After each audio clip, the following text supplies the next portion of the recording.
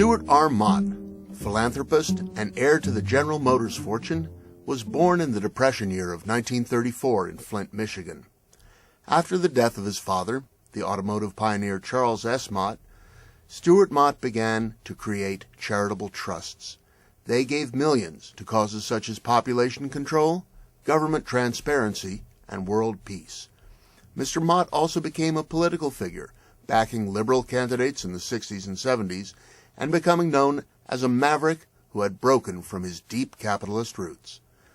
The Times spoke with Mr. Mott in June 2006 about his life, his times, and his legacy. Is it good fortune to be born with a great fortune, or is it a mixture of a blessing and a curse? The disadvantages of being wealthy are, in my experience, few. It's a blessing, and for me, I decided, well, thank you very much. I want to do something useful. It gave me the option of spending my life in public service. How old were you when you realized that you had an opportunity to devote your life to charitable work?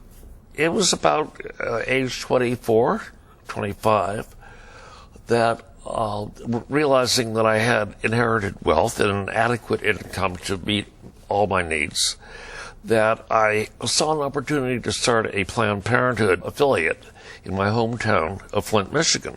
What are your memories of growing up there?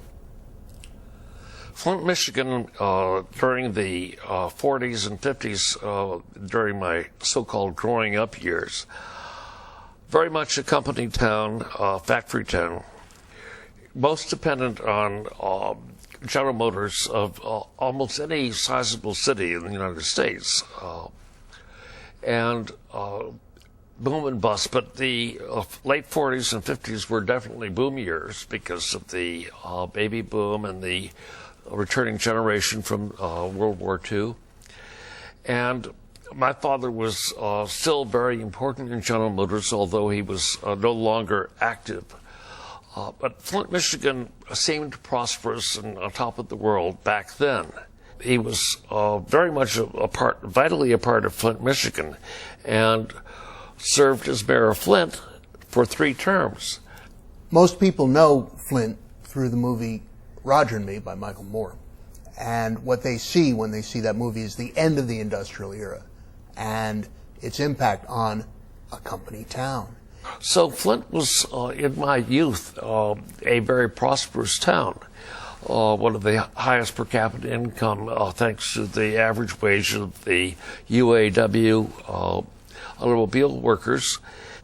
General Motors, I think at its peak, had something like 40,000 employees in Flint, and it's down to 5,000 or 6,000. It's you could say it is the end of an industrial era. After all, the United States has gone from less of a manufacturing mode to providing services. I remember one day in, I think it was 1960s, when I had a conversation about investments with my father. And my good fortunes and the families came from General Motors. But I broached the subject of maybe investing in companies like IBM or Xerox. And my father went, huh? You mean to say General Motors hasn't been good enough for you?